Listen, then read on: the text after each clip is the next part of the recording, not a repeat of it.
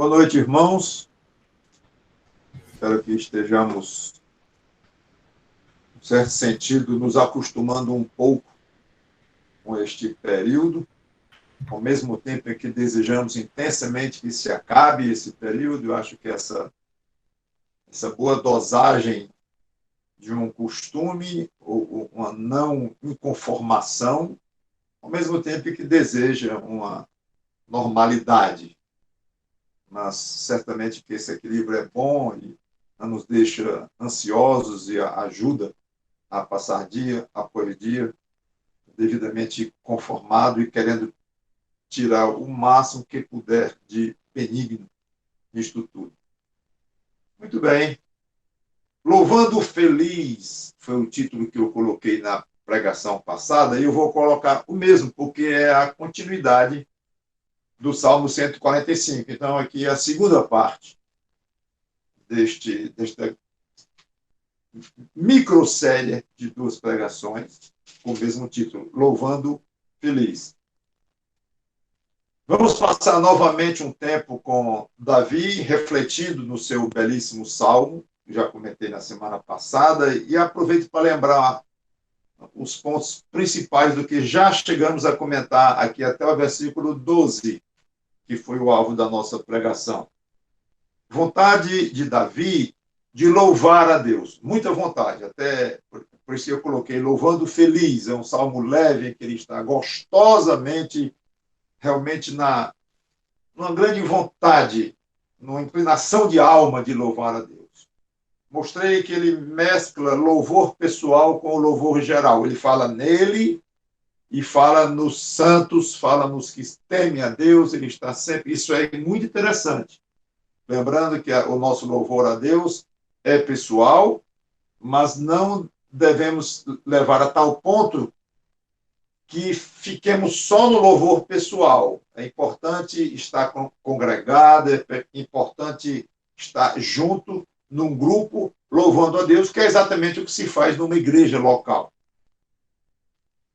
Comentei que ele fala em muitos atributos de Deus, inclusive hoje vamos ver mais outros. Falei que é importante uma geração falar de Deus para outra geração, já expliquei isso, até desafiei a cada um de nós para falarmos não apenas para a próxima geração, como para a nossa própria geração. Que as ternas misericórdias de Deus permeiam todo o universo. Foi comentado, inclusive trabalhamos um pouco em cima da ideia da misericórdia de Deus. E vamos então ao versículo 13, então, Salmo, capítulo 145.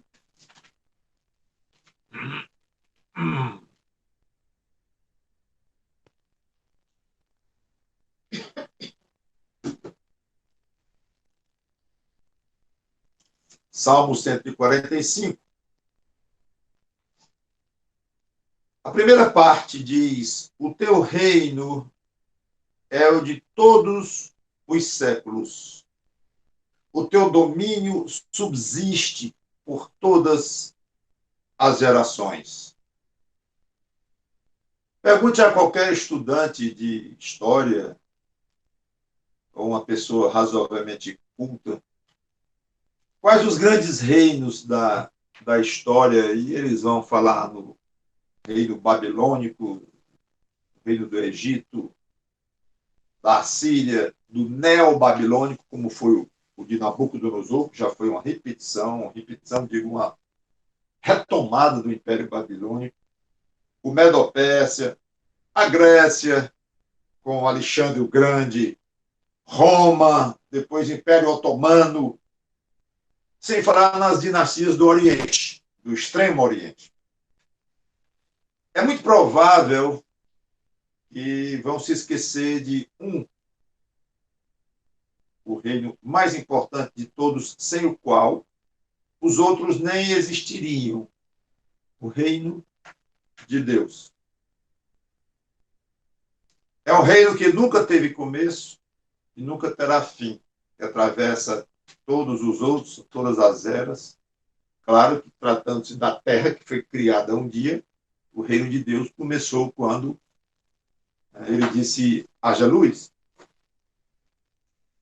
Mas, estranhamente, esse reino que é soberano sobre os outros reinos não é reconhecido pela grande maioria dos seres humanos. Alguns admitem que existe um Deus no céu, há todo tipo de concepção sobre Deus, você sabe, mas considerar Deus um rei que realmente está na direção de um império, na administração de um reino, muitos não aceitam, nem enxergam isso, são cegos à realidade espiritual. Interessante alguém poder dizer, não, mas você pediu para eu colocar os maiores impérios ou reinos da história humana, da Terra. Então eu coloquei os outros, o romano e tal, mas eu não me lembrei de Deus. Deus está no céu, e esse não vale. Vale, porque ele é o criador da Terra. Como eu disse, sem esse reino dele, os outros nem existiriam. Então, não exclua, não, o reino de Deus, quando for falar em reinos na terra. Porque ele está no céu, mas ele domina, controla a terra. Não estou nem falando no reino milenar de Cristo em Israel, que será o aspecto, vamos dizer, literal, físico, palpável, visível do reino de Deus na terra. Mas estou falando do reino mais geral, do fato de ele controlar todas as coisas em qualquer época, não apenas naqueles 1000 anos. Reconhecendo ou não que Deus reina sobre esta terra, como Davi reconhece, o teu reino é o de todos os séculos, teu domínio subsiste por todas as gerações. Reconhecendo ou não, é fato. E um dia vão ter de reconhecer. Um dia vão ter de reconhecer, querendo ou não. Quanto a nós, crentes, nós devemos ter um certo cuidado para não imaginarmos o reino de Deus como algo meio vago, distante, nebuloso e reservado para o futuro. Aí a mente vai logo para o milênio do Senhor Jesus Cristo, especialmente agora que nós terminamos Apocalipse e dediquei 8 pregações para o milênio. Estamos todos afiados com este assunto. Mas reino de Deus, milênio. Não, não desta forma. É muito bom que você pense em milênio. Tem muita gente que nem crente, inclusive fiel, que nem acredita que vai ter esse reino de Cristo em 1000 anos, que eu acho uma grande pena. Mas, seja como for, quando pensar em reino de Deus, pense mais largo, no sentido de que ele reina em todo o universo, incluindo, obviamente, a Terra, e incluindo também este momento, este exato momento preciso, agora que você está respirando, eu estou respirando, nós estamos vivos agora neste exato momento, 7 ou 8 bilhões de pessoas na Terra, Deus está, nesse momento, precisamente controlando tudo. Sabe, controla, decide. Alguns podem ficar um pouco confusos com isso, mas um minutinho.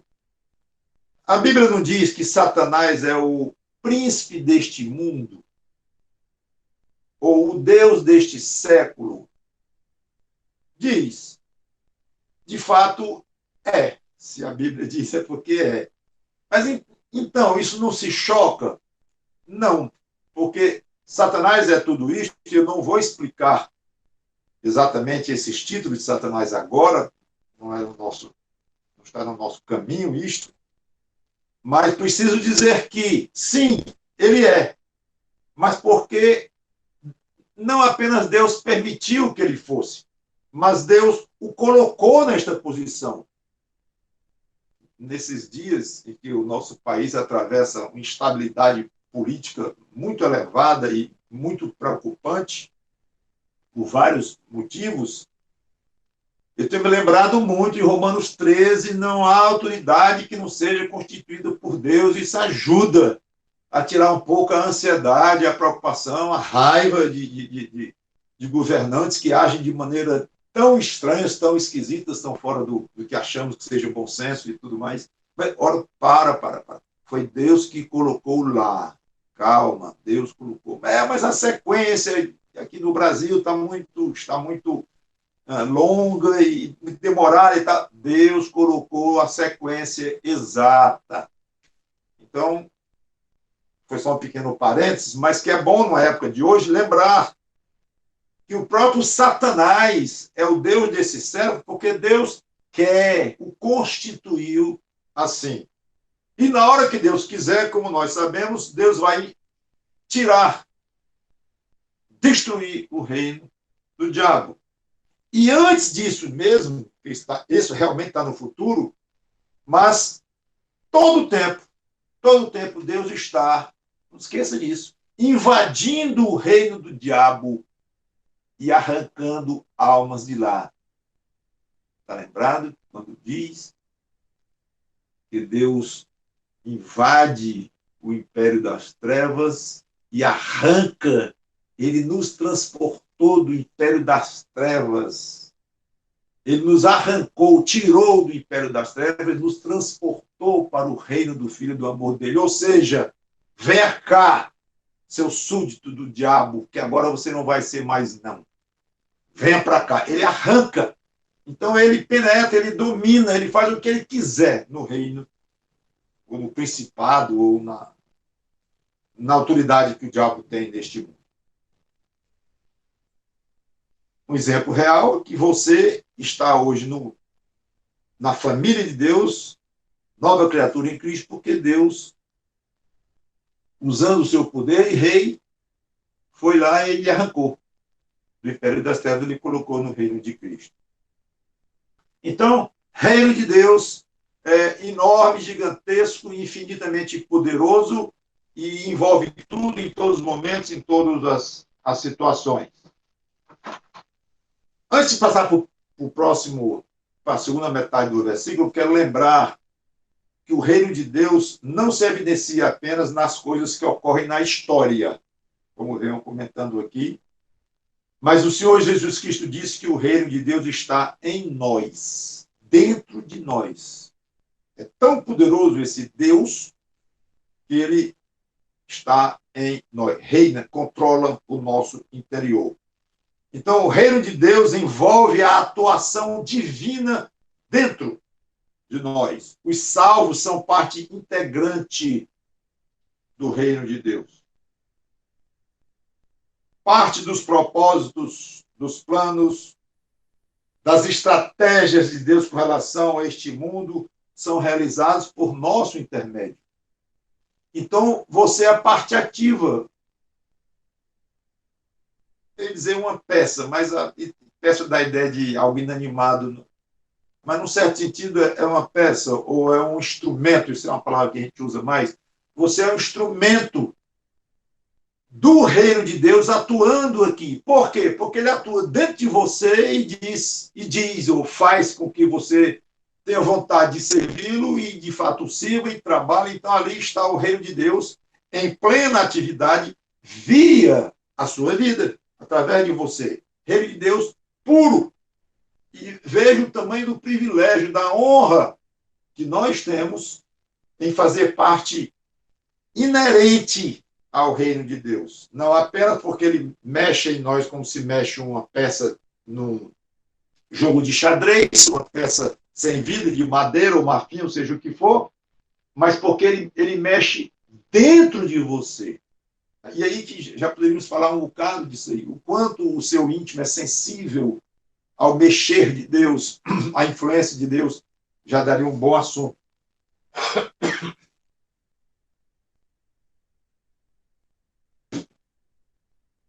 Mas fica aí a lembrança e o desafio de que devemos ser súditos fiéis e eficientes deste grande rei.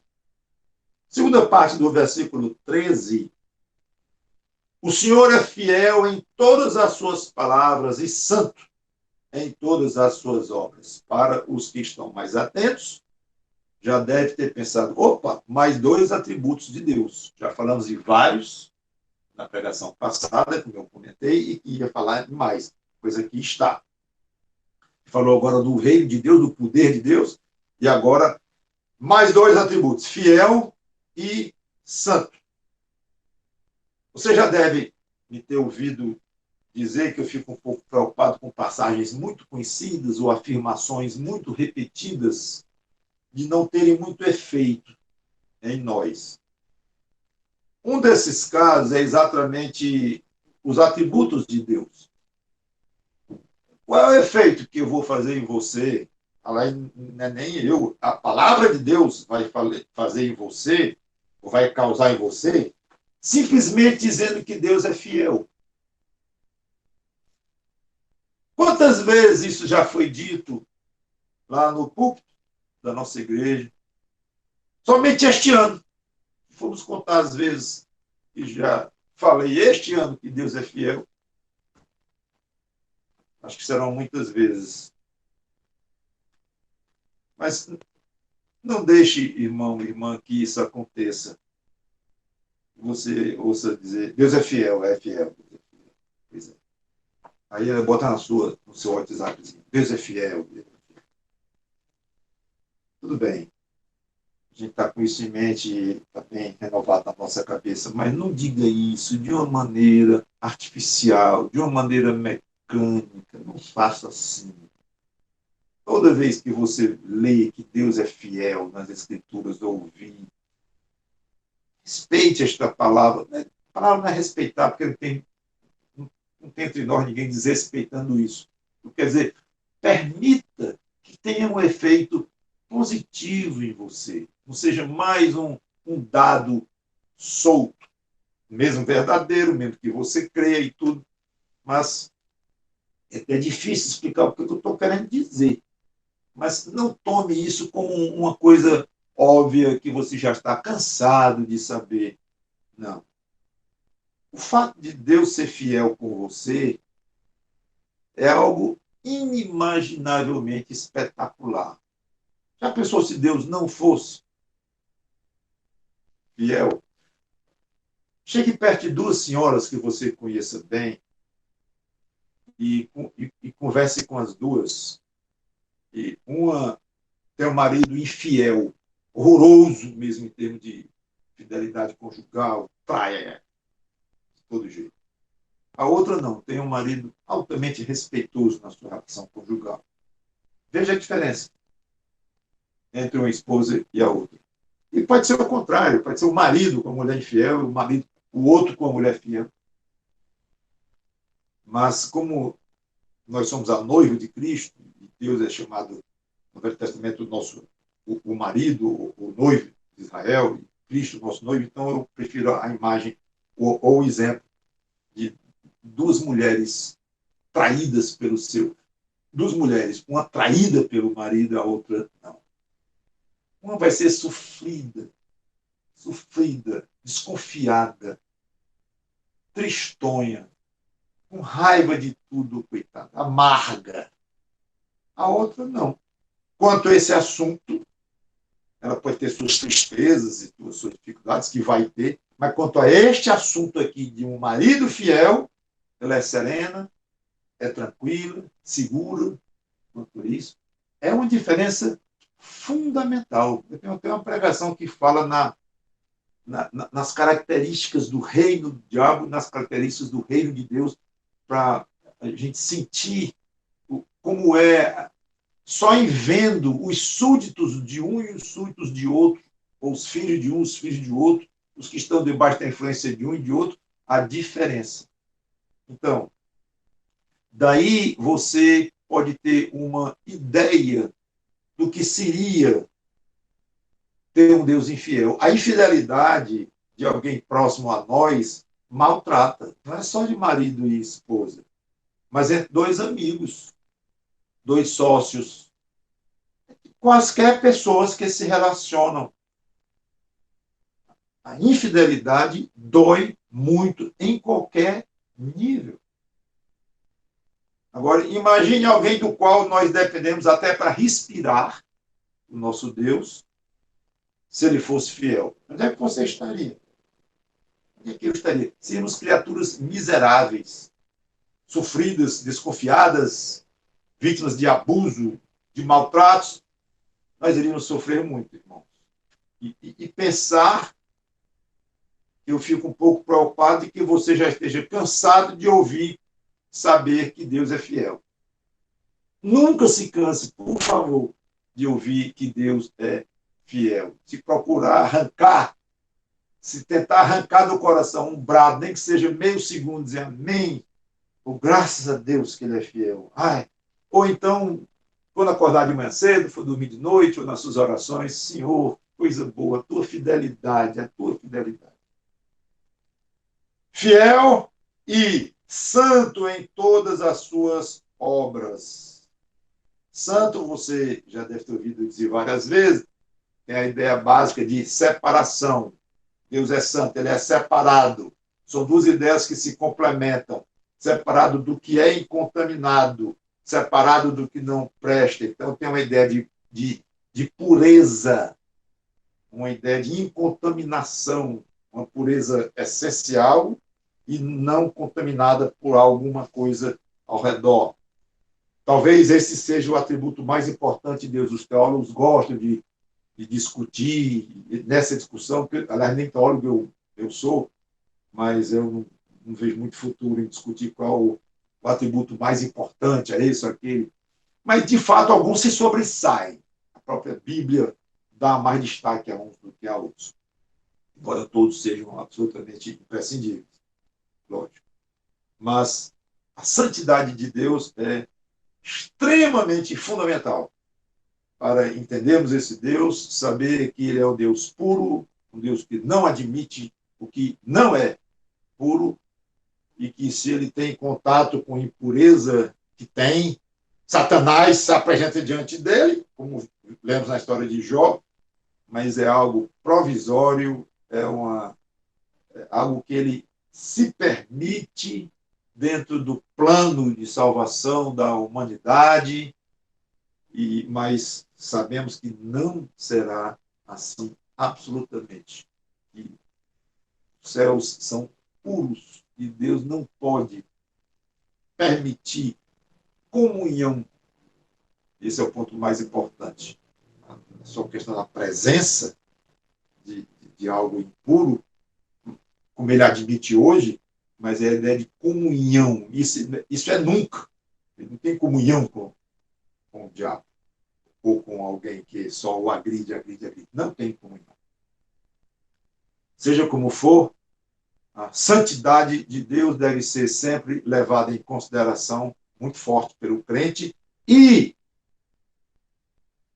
sede santos, porque eu sou santo. Não diz assim, sede onipotente, porque eu sou onipotente.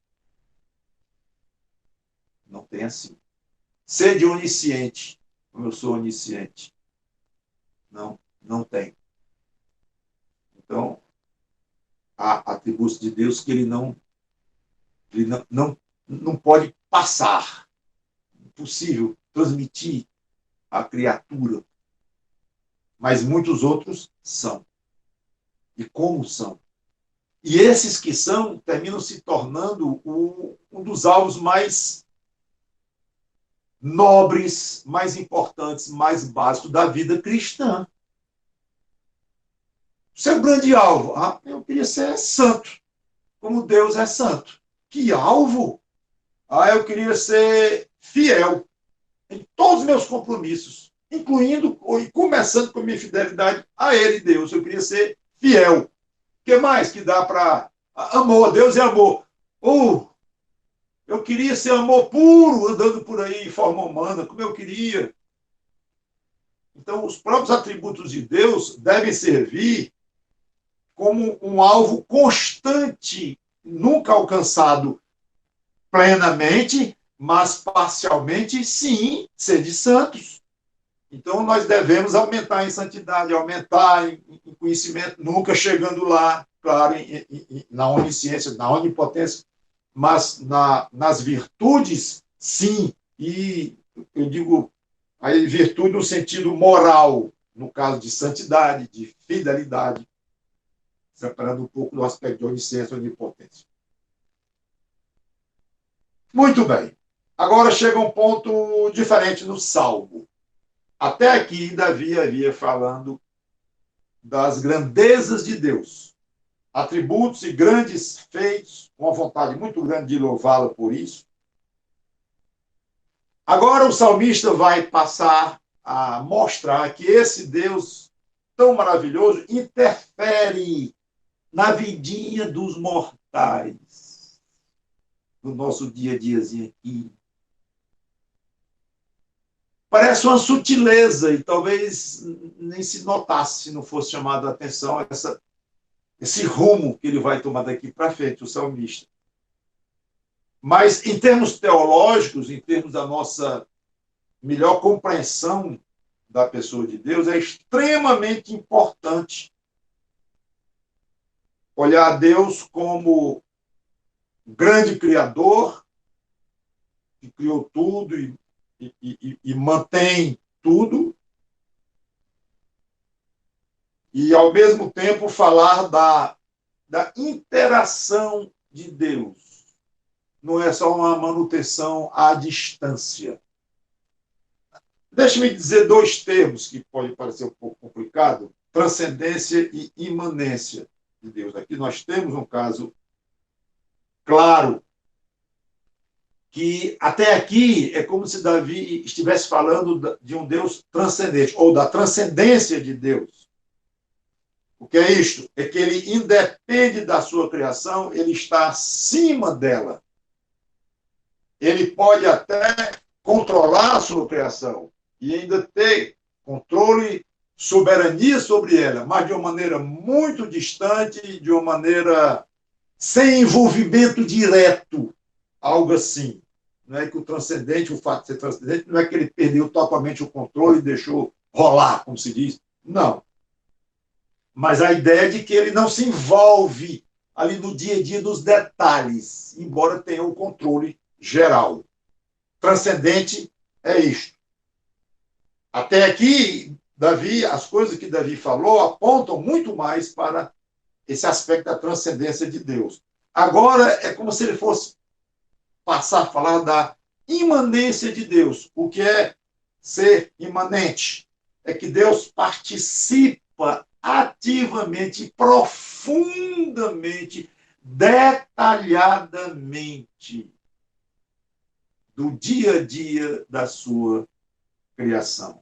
Ele interfere, ele mantém funcionando, não no aspecto mais longínquo, mais indireto, apenas num exercício puro de poder, mas ele mantém funcionando nos mínimos detalhes, com muito interesse,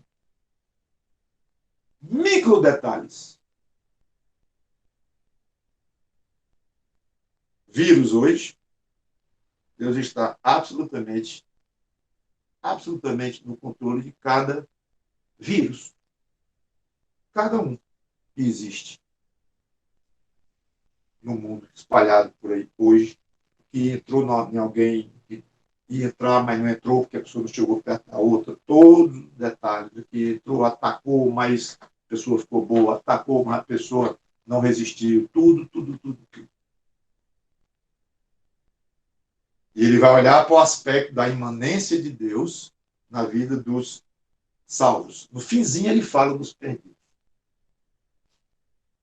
Quer dizer, fala de uma maneira mais específica. Então, versículo 14. O Senhor sustenta os que vacilam e apruma todos os prostrados. Aqui Davi fala do socorro que vem de Deus. E sabe de quem é que Davi está falando aqui? De você, de mim. Porque aqui não diz que ele sustém os que vacilam? Você nunca vacilou, não? E apruma todos os prostrados. Você já teve prostrado alguma vez? Quem nunca se sentiu numa corda bamba, prestes a cair? Quem nunca se sentiu beirando o desespero? ou mesmo tendo chegado lá. E aqueles que acharam várias vezes que a vida nem sentido mais tinha. Os que são crentes sabem como Deus socorre. Você bem pode imaginar que cada item deste daria uma pregação inteira. Eu bastaria dizer assim, vamos ver onde é que a Bíblia fala do socorro de Deus. Pode imaginar o tamanho desta pregação. Ou uma outra série só sobre o socorro de Deus. Então, claro que eu não vou citar um versículo, porque nós estamos falando em tantos atributos de Deus, em tantas maravilhas de Deus, que eu quero, de fato, de propósito, deixar de uma maneira panorâmica isso, para nos encharcar numa época de hoje em que precisamos muito de Deus, sempre precisamos, mas temos a noção de mais necessidade nesses dias de aflição, de sufoco, de dúvidas e de incertezas, e eu quis deixar exatamente isso. São duas pregações falando muito de Deus, das interferências, de quem é Deus, como é o tamanho do poder dele, e a relação dele com a criação, e agora a relação dele de uma maneira mais detalhada com o crente. Deixar isso sobrando nas nossas mentes, nos nossos corações, sobrando atributos aqui para a gente se lembrar deles o tempo todo e esperar que isso faça efeito em nós, porque se não fizer, realmente tem alguma coisa errada, provavelmente, por você, que é para fazer. E grande efeito. O socorro de Deus vale muito, muito. Geralmente, quem é muito poderoso por causa de um cargo muito forte que ocupa, o concentrador, o poderoso pelo dinheiro que tem, geralmente alguém assim, muito poderoso, se sente vaidoso, orgulhoso, arrogante, se torna meio distante. Deus não é assim. Ele não passa ao largo. Ele não despreza as suas criaturas. E ele ajuda os necessitados. Está falando dos crentes, não apenas dos crentes. Aqui ele fala de todos, ele não deixou muito claro. Aqui, talvez de propósito. Eu diria que, se perguntasse a Davi, eu acho que ele diria, algo do tipo, principalmente aqueles que dão prazer a Deus, aqueles que reconhecem isso, que estão numa interação com Deus. O próprio Deus manda que a gente seja benigno a todos, especialmente aos da família da fé, algo assim. Então, mas eu não vou fechar aqui só para os que são crentes, que são alvos do socorro de Deus, não. Ele próprio continua generalizando aqui no versículo 15, quando envolve todos. Lembrando que os crentes são o prazer dele. Não tem dúvida. Versículo 15, em ti esperam os olhos de todos, e tu, a seu tempo, lhe dás o alimento. Agora, é óbvio, fala do sustento de Deus. Não sei se você já viu, deve ter percebido, claro que é muito comum isso. Alguém chega perto de um cachorrinho, está com fome grande, e você tem um pedaço de carne na mão, e você fica assim, e os olhos dele ficam acompanhando precisamente o movimento da sua mão. Não é porque ele acha bonitinho seu dedo, não. É a carne que está na ponta dos seus dedos. Ele não olha para você, ele só olha para a carne. Onde é que essa carne vai bater? Porque aonde for, eu vou correr atrás dessa carne. Fica ali, esperando. Eu acho que é mais ou menos assim. E reconhecendo ou não, e aí entra a questão da divisão entre os que são fiéis a Deus, os que são de Deus, os santos, e os que não são, é que muitos não reconhecem. Mas reconhecendo ou não, tudo depende de Deus, até para comer. E numa época dessa, em que se fala que o Brasil ou outros países pode, falando no Brasil, entrar numa situação de caos social ou de questão de manutenção, abastecimento e tudo, A gente pensa, de vez em quando pensa que vai faltar primeiro. Será que vai chegar um dia do supermercado e dizer, não, isso aqui não está mais vindo e nem sabe se virar, produto importante. E a gente pensa em manutenção. Por que muita gente está comprando 3 meses de abastecimento levando para casa? Então, tem gente pensando em comer. E não é nem a. Pode ser a falta do dinheiro para comprar, ou pode até ter o dinheiro, mas não tem o que comprar. Quando bate uma situação dessa, é muito sério, preocupante. Aí, rapidamente, muitos que nem se lembram de Deus no dia a dia começam a pensar nele. Nós, crentes, certamente não vamos agir desta forma, apesar de que fica mais colorida a afirmação ou o fato que nós conhecemos de que Deus nos sustenta, né, até o nosso comer no dia a dia. Mas será que a gente se lembra com força e com calor todo dia isso? Talvez não. Então, alguns não se sentem assim dependentes de Deus, lamentavelmente, embora sejam.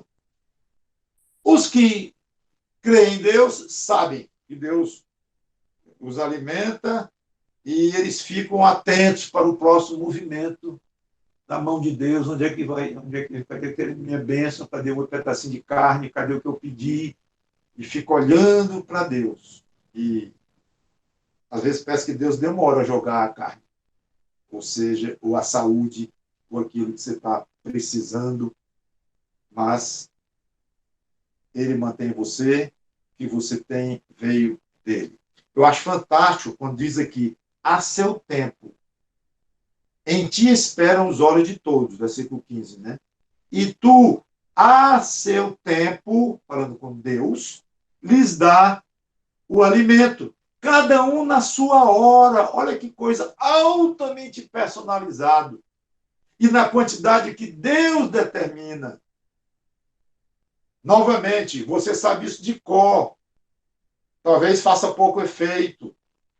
Mas não deixe que isso faça pouco efeito em você, especialmente num momento como esse que eu estou comentando aqui.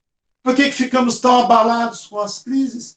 Nós não sabemos que Deus tem nas mãos o que há de dar para você, para mim. A gente não sabe que ele dá o que for da vontade dele, não é falta de recursos dele, de mais saúde para nos dar, mais dinheiro, mais estabilidade, mais tranquilidade mental, o que for, um filho, o que tiver faltando, um marido, uma esposa, o que tiver faltando, ele dá. Se ele quiser, dá. Aí Deus vai dizer, oh, mas eu tinha até um plano para você, ó. Mas surgiu esse coronavírus aí, que eu tive que providenciar aí a toque de caixa, que eu não estava esperando ter que fazer isso, e agora eu não vou poder lhe dar isso agora. Eu tinha pensado em lhe dar este mês agora, abril, mas não deu. Infelizmente, vou aguardar um pouco. Eu estava já lidando, aí chegou toda essa peste que eu mesmo tive que providenciar e tal. Não é assim, não. Antes de haver mundo, ele já sabia exatamente o que iria acontecer em abril. Às vezes parece que é assim, que acontece assim de fato, que você ia realizar um plano em abril, você ia comprar aquele tão sonhado apartamento, ia comprar um carro, ia casar, ia, pronto. Atrapalhou os planos, atrapalhou sua vida, atrapalhou os planos de Deus. Não, de Deus não, os seus.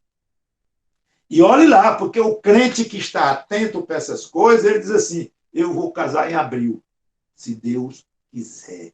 Eu vou comprar um apartamento em abril, ou março, ou maio, sei lá, se Deus quiser. Então, a rigor, o crente que não apenas ora e fica dizendo e repetindo o tempo todo que é como Deus quer, como Deus quer, como Deus quer, mas que realmente está dentro do coração dele, ele se sente muito pouco frustrado. E meu casamento?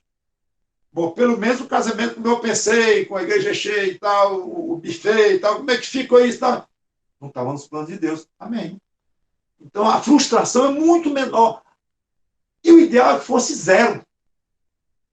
Não vai ser, porque nós somos humanos, temos expectativas e tudo, a gente pensa, e não tem problema nenhum. Planejar, O livro de Tiago fala nisso, inclusive. Mas se você dá peso às palavras conforme a tua vontade, se elas são pesadas para você, à medida que elas são mais pesadas, as mudanças nos seus planos serão mais leves. É inversamente proporcional. Okay? Quando você vê um cliente muito perturbado, porque mudou os seus planos, porque o coronavírus alterou isso, alterou aquilo, e muito provavelmente o peso que aquele irmãozinho ou irmãzinha dá às palavras conforme a tua vontade nas orações dele ou dela, esse peso talvez seja muito pequeno. Viu? Pense nisso, qual é o tamanho do peso que você dá. Cristo deu um peso enorme. Afasta de mim esse cálice, mas a tua vontade. E Deus não passou, Cristo, zero frustração. A seu tempo. Não se angustie quando Deus não faz o que você pensava ou desejava que ele fizesse. Ele está prestando atenção. Ele sabe do seu desejo. Ele sabe do que você precisa. Agora, uma coisa, irmãos, é nós sabemos essa verdade aqui. Outra coisa, nós vivemos essa verdade quando chega a hora. E agora é uma hora dessas que chegou de você realmente reconhecer, não está no tempo de Deus. E dá isso, aquilo, aquilo. Versículo 16.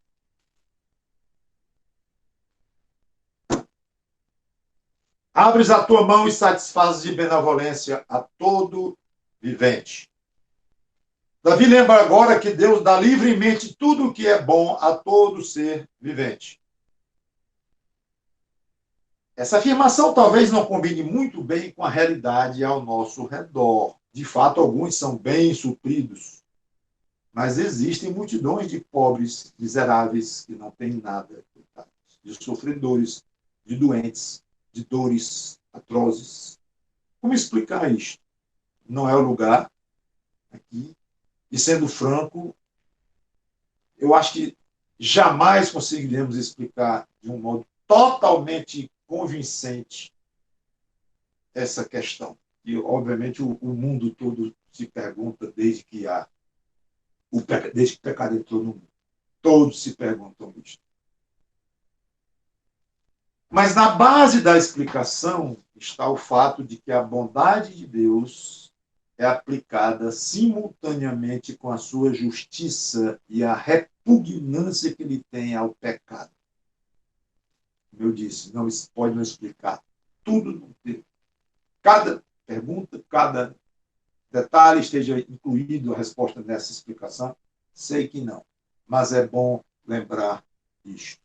Que tem um fator chamado pecado, e um pecado cometido de livre e espontânea vontade por Adão, Eva e toda a raça humana que, misteriosamente, nós não entendemos bem, mas aos olhos de Deus estava a raça humana todinha contida em Adão. Então, pecaram porque quiseram. Os homens pecaram porque quiseram. Você peca porque você quer. Falei isso há pouco tempo aqui. E outra coisa, a própria consequência do pecado, ela é causa de muito sofrimento. O homem impôs a si próprio o sofrimento quando resolveu embarcar na canoa furada do pecado. Então, todos esses fatores nos atrapalham, concordo, de ver com nitidez a benevolência de Deus. Mas de uma coisa nós devemos e podemos estar certos. De tudo de bom que qualquer ser humano tem, pouco ou muito, raro ou constante, vem de Deus. É isso que Davi quer dizer. Então, abres a mão e satisfaz de benevolência a todo vivente. O que vem de bom para um determinado ser humano, saibam todos que vem da mão de Deus. E de uma mão benevolente, é por bondade, ele não tem obrigação, mas é por pura bondade. Tudo Então, quando alguém tem dor e depois sente alívio, esse alívio vem de Deus. Porque o pecador merece dor e não merece alívio de nada, pelo tanto que ele ofende a santidade de Deus. O alívio vem de Deus.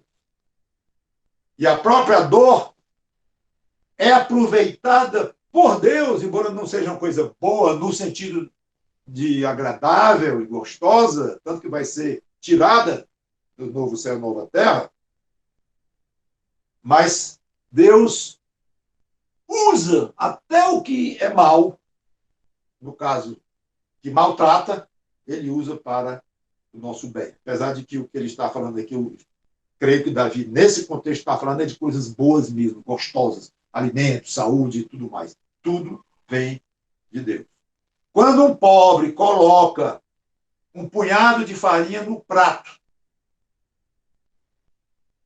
ou o rico coloca uma lagosta toda sofisticada, grelhada, com alcaparras, e coloca num prato sofisticado, tudo vem de Deus. A farinha e a lagosta. E se você olhar para a sua própria vida, que é como nós devemos sempre fazer, fala-se de Deus de maneira geral e aplica. Sim, e eu? E se aplica a mim, tem a ver comigo, é um exercício fantástico. Você reconhece que tem sido alvo da benevolência, da bondade de Deus? Da minha parte, falando por mim, eu garanto, e posso dizer com toda sinceridade, estou absolutamente convicto que Deus abre mão e me satisfaz de toda benevolência. E sei que você pode e diz o mesmo. Versículo 17. Justo é o Senhor em todos os seus caminhos, benigno em todas as suas obras. Agora ele afunila. Não, versículo 17 eu já comentei, inclusive, sobre a justiça e a bondade de Deus na mensagem passada. Então ele vai daqui, agora do 18 para frente é que ele vai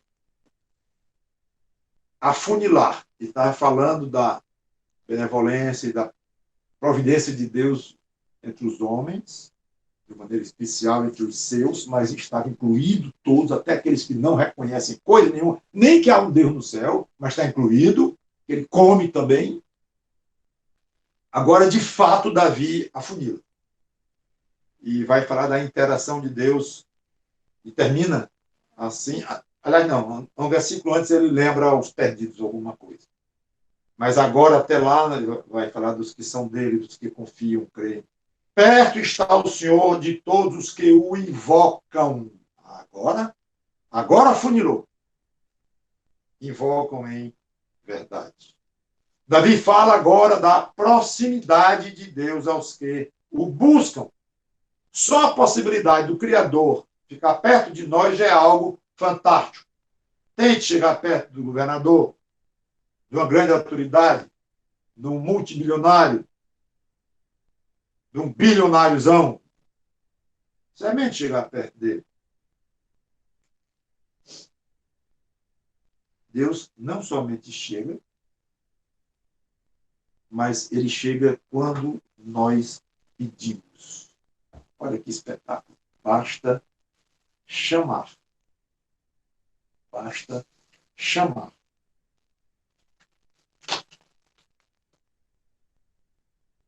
Só que Davi diz, em verdade, espetáculo isso.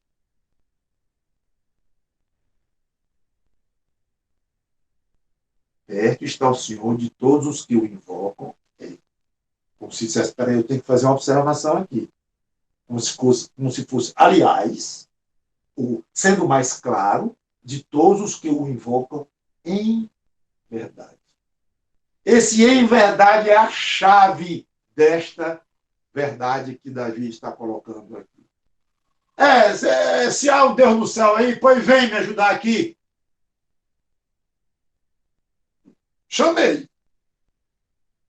Não, tudo bem, não precisa ser tão desaforado e tão cético desse jeito, agnóstico, se há um Deus no céu. Tá bom. Eu creio de todo o meu coração que há um Deus no céu, sim. Tu não diz que vem sempre quando a gente chama? Pois vem. E mil outras atitudes que não se enquadrariam nessa condição. Na realidade, isso aqui é uma condição que Davi coloca. Então, você quer que Deus venha quando você chamar? Quero, pois chame-o em verdade. Mas não quer dizer isso aqui, não minta para ele. Não é bem isso, não, é muito mais profundo. É chamar dentro de uma vida que está dentro dos princípios dele, de uma vida que reconhece a importância de ser verdadeiro, de ser santo, de ser fiel, de ser justo, de tentar imitar a Deus nos seus atributos, mas objetivamente tentar o Senhor, de tentar imitar o Senhor Jesus Cristo. Então, quando diz aqui em verdade, significa uma estrutura de vida que acredita e que crê e que se entregou àquele que é a verdade. E o caminho e a vida é isso aí. Então, obviamente, está falando de alguém aqui que é crente. E nos dias de hoje, podemos dizer, não na época de Davi, não tinha essa expressão ainda, mas crente no Senhor Jesus Cristo. E eu diria, não somente crente em Jesus Cristo, nova criatura, salvo, ok, mas um crente desobediente, um crente que está vivendo longe, já fica um pouco arranhado isso aqui. Um pouco arranhado porque continua sendo filho de Deus, Deus vai ouvi-lo ainda, Deus vai dar atenção a ele, vai depender muito do coração desse crente. Tudo bem, eu sei disso. Mas, em verdade aqui, quando Davi fala que ele vem logo, ele vem atender logo, é um crente que está numa vida, primeiro, é um crente. Segundo, que está numa vida cristã saudável. Claro que esse saudável inclui as nossas lutas. Levanta e cai, peca e confessa. Não é sem pecado nenhum, não é isso. Mas que leva a sério a sua vida cristã. Acho bonito quando vejo um crente. São muitos, graças a Deus, que levam a sério a vida cristã. Ser crente não é só uma confissão da boca, ou uma profissão que fez lá na igreja. Versículo 19, já querendo encerrar. Ele acode à vontade dos que o temem. Atende-lhes o clamor e os salva. Agora, a atenção de Deus àqueles que o temem. Atenção. Você já reparou como hoje em dia está difícil falar com as pessoas? Ligue para a Cagesse. Ligue para... Oi. Tudo bem, não ligue, mas vá lá. Tire a senha. E espere. E procure um diálogo que seja. Você sabe o que eu estou falando. É experiência cada vez mais frustrante, revoltante até. A atenção das pessoas umas às outras está diminuindo. Muito, muito. Você vai ao médico. Aí marca espera para esse médico. A não ser que chegue numa emergência lá e tudo bem. Pode ser que dentro de umas 8 horas você seja atendido, se dê por feliz. Mas você quer marcar mesmo e tudo, vai esperar um bocado. Aí você vai ele pede um bocado de exame. Aí você faz os exames. Aí liga, pronto, o dono atendente, meus exames estão prontos. Pois não. Tem vaga aqui para daqui a 40 dias. Não, a senhora não deve ter entendido bem. Eu já estive aí. Ele já me examinou. E eu estou doente. Ele pediu os exames e eu fiz na minha mão. Tem uns aqui esquisitos. Eu estou vendo aqui o número normal é 500, eu estou com 100. Não sei se isso significa, mas eu estou preocupado.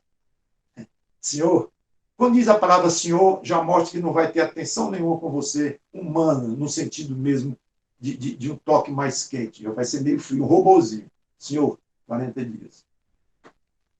Então, e eu não estou criticando a classe dos médicos, criticando a classe das atendentes.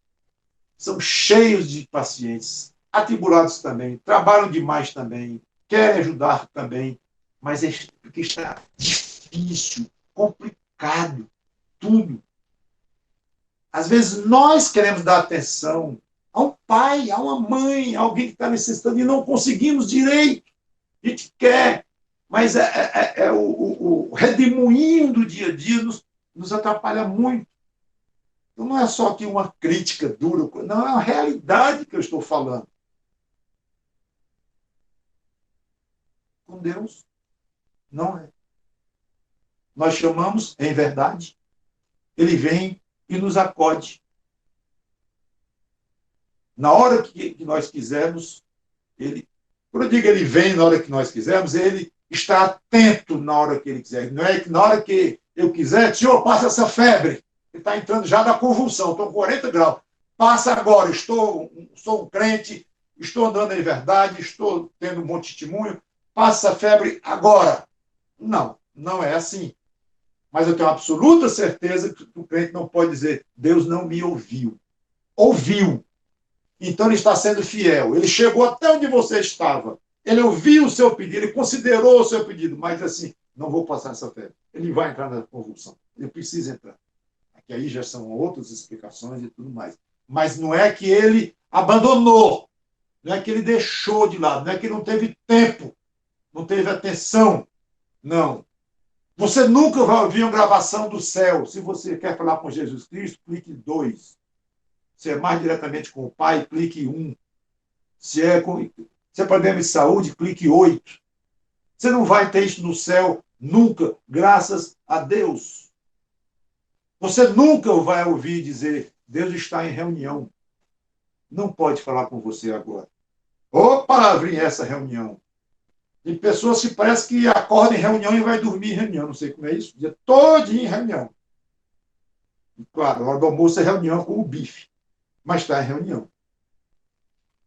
Então Deus nunca estará ocupado demais com outras pessoas e dizer, eu lamento, até que gostaria de lhe atender, mas eu não tenho tempo. Você está vendo a quantidade de pessoas que eu tenho para cuidar? Nunca. Ele sempre estará à disposição de ajudar os que eu tenho. Versículo 20, já quase se despedindo, Davi diz, o Senhor guarda a todos que o amam. Olha, agora ele faz uma divisão clara e pesada. Porém, os ímpios serão exterminados. Então, nós vemos a proteção de Deus àqueles que o amam. Está vendo a diferença? Eu disse. Ele cuida, ele dá comida para todos, e a Bíblia fala que ele dá chuva para todos, e coisas boas vêm do alto.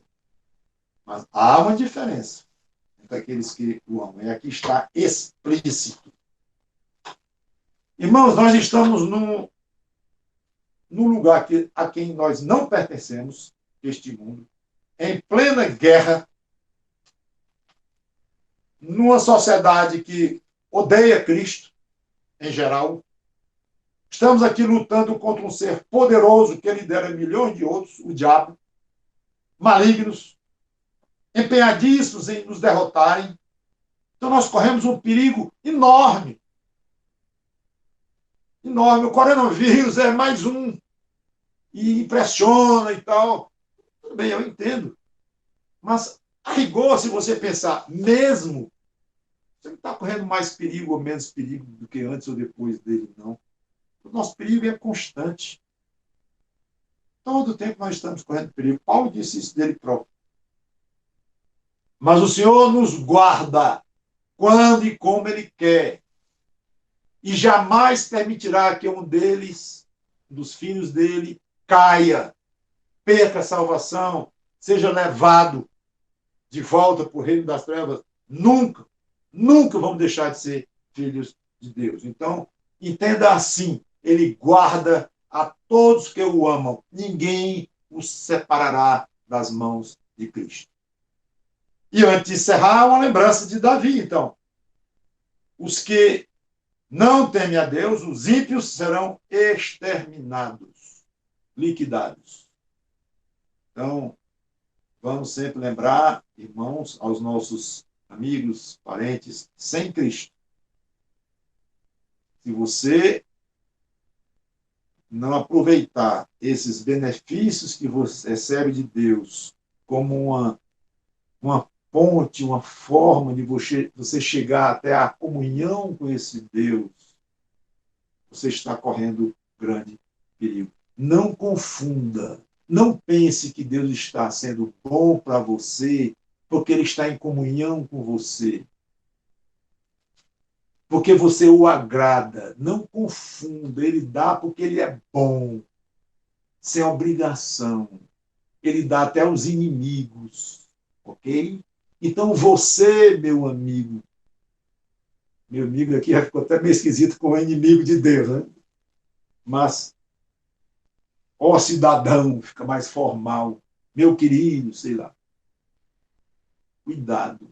Não pense de que porque você recebe muitas coisas boas de Deus, que recebe todo dia, não pense que por isso é uma prova de que você o agrada e de que ele quase que precisa de você para você louvá-lo e tal. Isso é uma distorção, inclusive muitas pessoas distorcem, pensam que Cristo precisa de que as pessoas se vá até ele para ele se sentir melhor. Ele e Cristo, né? Se sentir melhor e valeu a pena morrer. Então, eu acho isso um evangelho adocicado, esquisito, estranho. Cristo não precisa de pecador nenhum se convertendo a ele e ninguém está tendo favor nenhum a ele. Ele é que faz favor a nós. Seja como for, o ímpio será jogado no lago de fogo eterno. Contraste com os crentes. E ele, então, 21, ele resume tudo e termina da maneira como começou. Ou seja, com vontade de louvar a Deus. Profira a minha boca louvores ao Senhor, e toda a carne louve o seu santo nome para todo o sempre. Ele examinou, então, os atributos de Deus, falou da interferência de Deus na vida das pessoas, na vida dos crentes de uma maneira muito especial. E Davi parece que aumentou ainda mais a vontade que ele estava de louvar a Deus. Lá no versículo 1, ele louvou, e ele só faltou dizer assim, eu vou ter que terminar aqui esse meu salmo, mas eu não parou não a vontade de louvar a Deus. Irmãos, isso é bonito demais. Já pensou nisso? Deus é tão maravilhoso que quanto mais nós falamos dele, nós estudamos sobre ele, nós ouvimos sobre ele, quanto mais nós nos aproximamos dele, mais vemos motivos para adorá-lo e mais devemos ter vontade de adorá-lo.